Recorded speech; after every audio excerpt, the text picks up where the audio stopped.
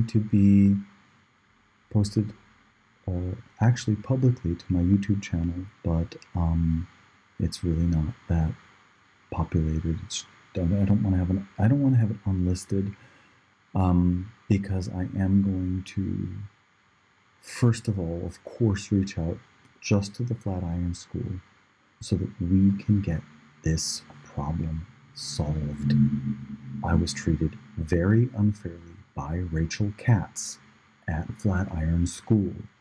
I'm allowed to say my teacher's name or my former teacher's name. I'm allowed to say what happened. I signed up for a software engineering course that started on February 19th, 2024. But actually that was, I think, President's Day or something like that. We started on February 20th. We started with JavaScript and we went into a React phase. On the last day of the React phase, Rachel isolated me. I had been to a funeral the day before. It was the second open casket funeral of my life. And it was followed by a cremation, and it was a father figure. I was in recollection of him bouncing me on his knee. We had done a really incredibly wonderful job together on our Drinks Galore project. I made the Add New Drink page. And actually, I'm going to sort of go back into, I'll go into one of our, I actually wanted it to be called Add Drink. New Post is what one of my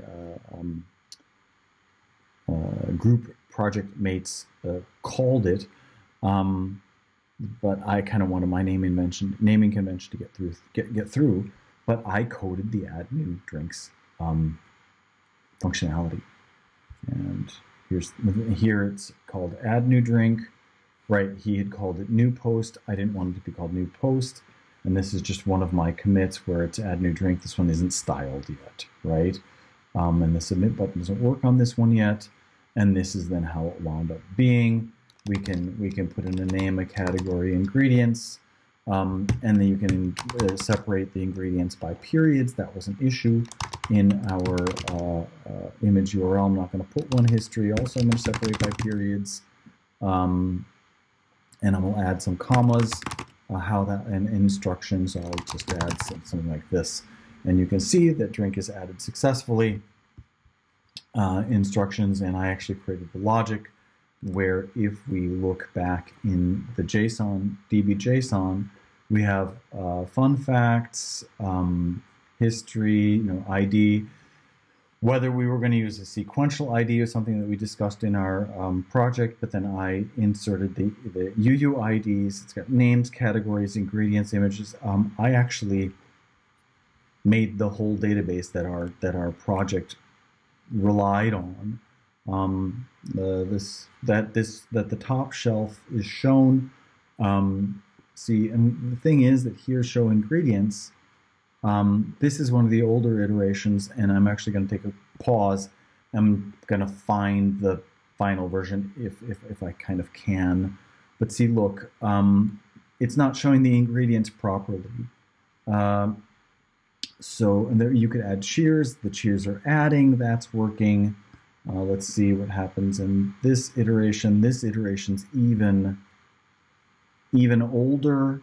It just lists the ingredients here, and so we had one of the biggest challenges in this particular project was that one of the teammates had coded so that the list of ingredients would create a bullet point on the comma, and I just went ahead and changed it to period. I think we'd use this Add New Drink tool, and I added the fun facts for each and every single one of these. So essentially, it turned out that the team was going to do only alcoholic drinks because then we could communicate. We could use an API and communicate with a public database, but I didn't want it to be only alcoholic drinks. So I found I found the coffees, all of them, put them in, And there are also smoothies. I put all the smoothies in. Also, the teammate really wanted his key and value pairs.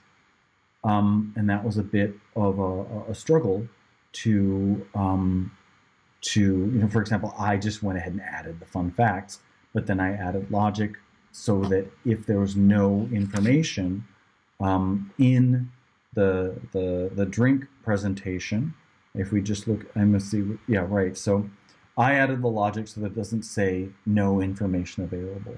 I guess I'm gonna have to, in a bit, I'm gonna take a pause after I explain what Rachel did. I'm gonna take a pause, I'm gonna try to find a later iteration. But basically, the way we were working, essentially what happened was that, I had done all of the work for the JavaScript phase, all of it. So, and for the React phase. That means all of the homework, all of the labs, all of the quizzes, and the group projects.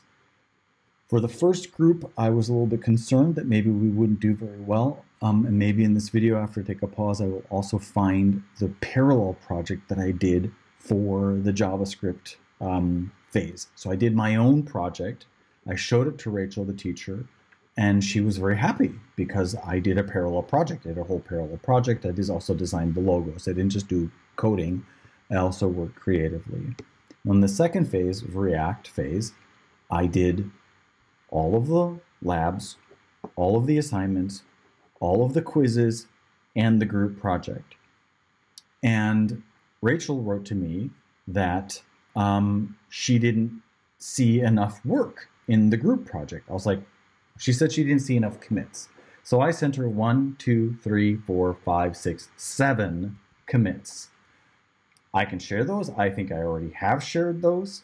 And what you will see is steady, progressive, helpful teamwork in React.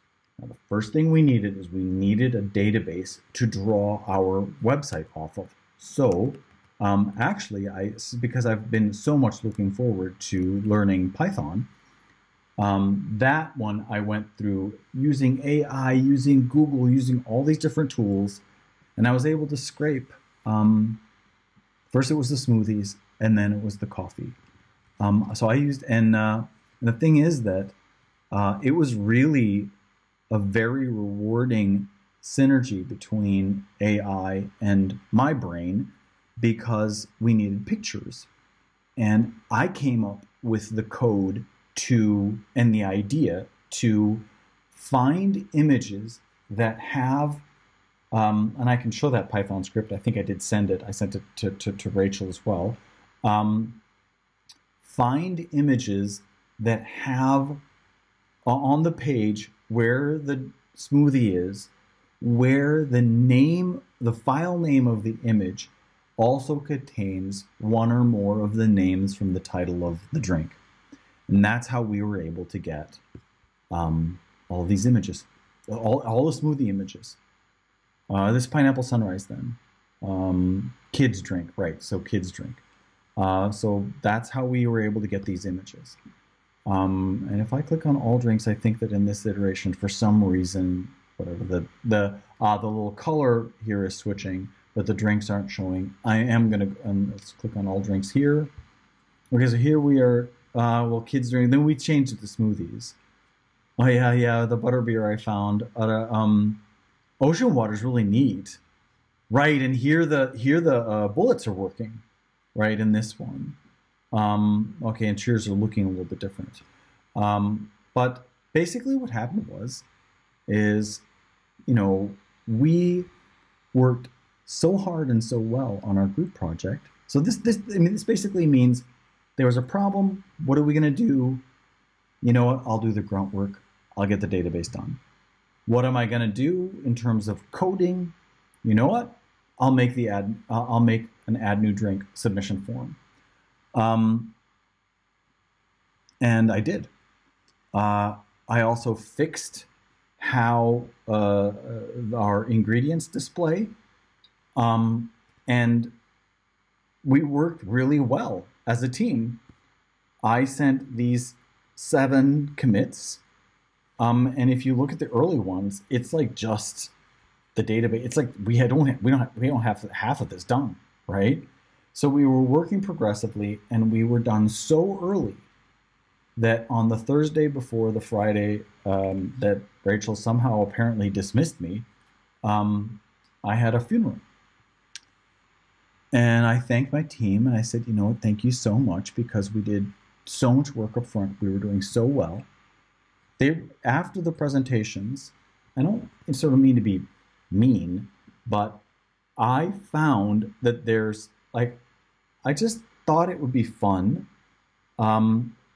And there's, well, somewhere in here, but for the presentation, if you look at the recording, the Add New Drink, and this isn't the final version, I looked up if there's a Rachel cocktail.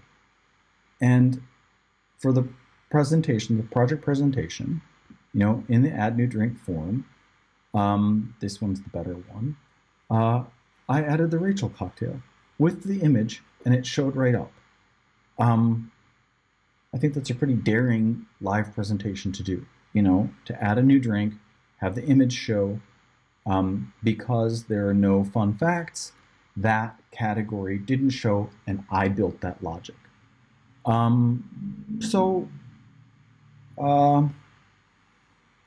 only have an hour and 40 minutes to get this submitted, but apparently she didn't check with my team or my submits, because she said, well, then she wrote to me like, well, I need to see more than you just doing a JSON database. I'm like, well, you know, I did what the team needed, and I did do that. I did code the Add New Drink thing. And she's like, well, I'm going to have a one-on-one with you.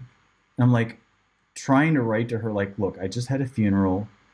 And the way that I did it is I just decided that I'm going to do a parallel project then. It needs to connect to an API. Let's start from the beginning. And I coded, where's this? I coded a Sacred Scriptures app, right? And I mean, it's got the Bible, the Quran, the Bhagavad Gita, Dhammapada, and then the input form was going to be contemplations, but I spent all night building this because I felt like Rachel was going to isolate me. And I sort of just felt like she's kicking me out. I don't know what she's doing. I don't know why she's doing it, because she's writing things like, you need to have done more than just a JSON database. And I'm like, why don't you talk to my team? In our team chat, each of them got 12 out of 12. And okay, well, what can you do with this? If you go Bible and Quran, those are the two APIs. This is live API. And let's search for the term love in the Bible, and let's search for the term forgiveness in the Quran. Boom, there it is. Forgiveness. It works. And there's love in the Bible. So essentially, and what I was going to do, and I might still do this because I think it would be a really interesting project, is then down here, what this code was going to be here, contemplations, and it's not made yet, right? But the contemplations, well, coming soon. But what contemplations is going to be is it's going to save the state here. So you search for love in the Bible, you search for forgiveness in the Quran, whatever you searched on these other ones, then see contemplations, there's nothing here. It doesn't even, the route's not even working yet. But contemplations was going to be maybe even to the side here. And then you write your contemplations. And when you come up with those contemplations, you can bring that contemplation up and it searches for that particular term in the Bible and the Quran and the Bhagavad Gita and the Dhammapada. Okay? So Bhagavad Gita coming soon, Dhammapada coming soon, contemplations coming soon. So after a funeral, I did this while basically crying and thinking about my childhood and my teenage years with this gentleman who was a father figure. I tried to present this as an alternative. Rachel insists on being on a call with me.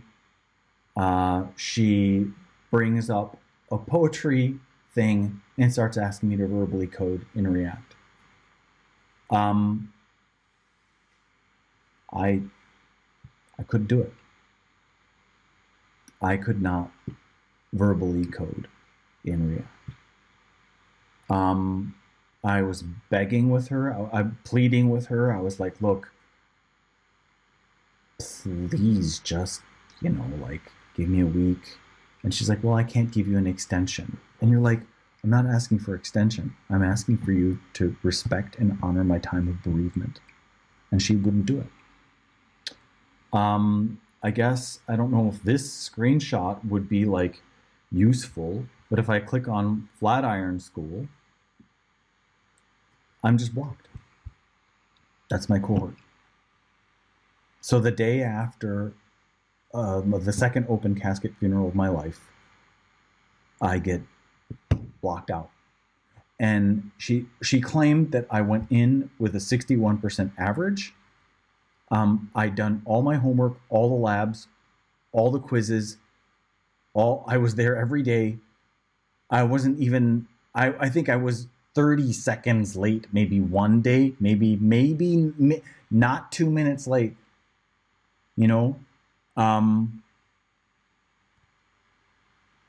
So I think I'm gonna stop this, and then I might do a little bit more showing, but I have to upload this, and that's gonna take a bit. I then, after facing this, I have personal contact with 5 of the current, maybe they're not current members anymore of the cohort. And I said, you know what, Rachel asked me to verbally code in React, and I couldn't do it. I couldn't do it during my time of bereavement. I found the way that she treated me was incredibly unfair. And I'm not going to mention who wrote to me, but one of the current students wrote to me and said, that sounds ridiculously unfair. I couldn't verbally code in React like that. And then, because Rachel had sent me the files, and then I worked on it, I offered those 5 students $50, and actually several of them I offered $100. I said, hey, if you can, I've got the files, like, I'll just pop up the thing on my screen, and if you can verbally code in React the way Rachel asked me to, I'll give you $100. Not one of them accepted that offer. One person wrote back and said he's not going to do it. And the other person's like, look, this sounds unfair, and no one in the cohort can do it. So I was really looking forward to moving forward with Python, and what my requirement, and I've issued a notice of breach of contract to the Flatiron School. The reasoning behind that is because I signed up for education without discrimination, without sabotage. I also signed up for education that's education, and I did. And one of the things they're calling now a code of conduct violation, which is just unreal, right? So they're calling it a code of conduct violation that it's going to be here somewhere. I wrote after she dismissed me from the cohort for not being able to verbally react while I wanted to curl up on the floor and cry, and no one else in the cohort can verbally code and react. It's not on our syllabus. It's not a requirement. It's not something that we'd been asked to do. And all I needed was to be able to cry a bit, breathe. I told her, I'll do it in a week. I'll do it in a week. I've taught over 3,000 students, specifically in the corporate environment, also the academic environment, technical topics. Okay. And so basically, relevant screenshots, communication, written explanation.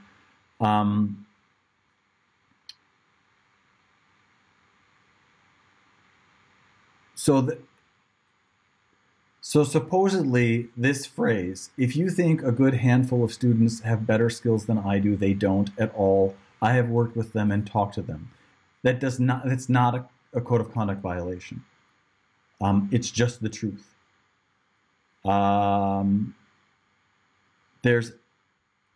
There was one sentence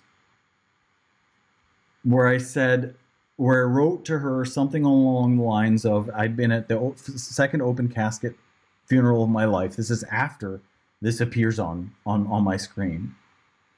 And I said, there's an SH, I used SH, hold on, where is it? I think it might be in this one. I just don't want to show fair treatment. Oh no, this is then after that. I don't want to hedge or just, I want to conserve the time here. I'm going to press pause for a second. Okay, I'm resuming. These are the things that apparently Flatiron School actually seriously thinks are a code of conduct violation. After being confronted with this as my learning platform, I chatted to Rachel Katz, who had actually said that using foul language is fine with her, where she cursed a few times.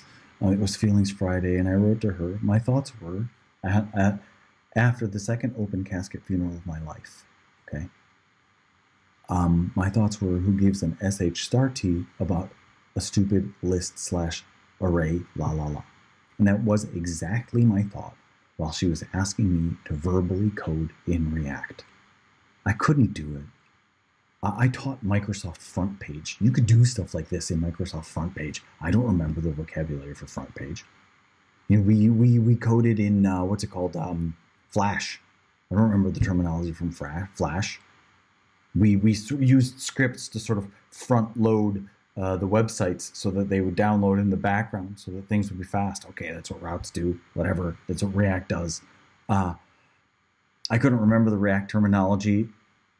I was mourning. And I really think that this is a very, very, very appropriate sentence to try to explain to someone the human condition of bereavement and mourning. This is the truth, because this is apparently a code of conduct violation. If you think a good handful of students have better skills than I do, they don't at all. I've worked with them and talked with them. They don't. They can't verbally code in React. And I also told her, just give me a week, I'll do it. I'll absolutely do it. I'll smash the test. I'm an overachiever. I'm a 99.999 percentile person. And me saying, Rachel, you don't really teach. You really don't teach. Cannot be a code of conduct violation, because I'm trying to explain to Rachel the difference between teaching and showing. And I realized that maybe she's discriminating against me based on my seniority, based on my experience level, but that's also completely inappropriate. There's a difference between just showing in a lecture with hundreds of new vocabulary words and having people chase in artificial intelligence to try to just even keep up with what she's even saying, which was the best way to participate in Rachel's lectures. You have to just chase down what she's saying, get artificial intelligence to give you a definition of what she's even saying, and then ask relevant questions and try to keep up with the code that she's showing.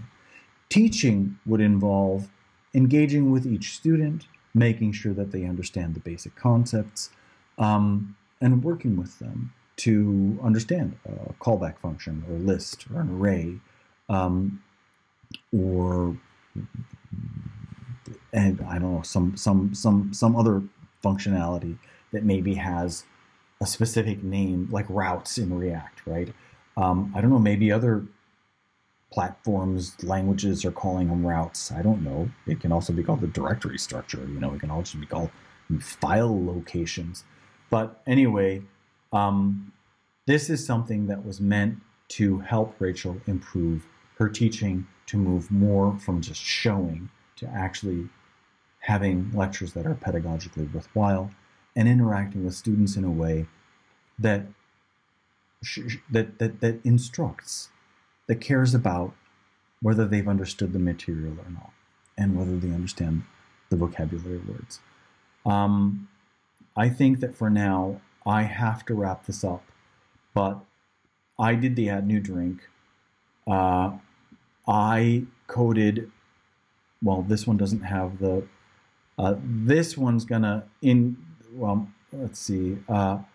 I coded that that one will have been with the comma here. And I almost created an entire new project on my own just to keep her from dismissing me. And Flatiron students deserve education, that means teaching, and I deserve teaching without discrimination. I don't know what got into Rachel's mind, but it was sabotage. It was unfair. She told me I have a 61% grade, even though I'd done all of the assignments. I'd done all of the work. How does doing all of the work yield a 61% grade? I've asked that several times. I have no answer. I've said that this is not a code of conduct violation. I'm just being told it is. I've submitted relevant screenshots. I've submitted the GitHub links.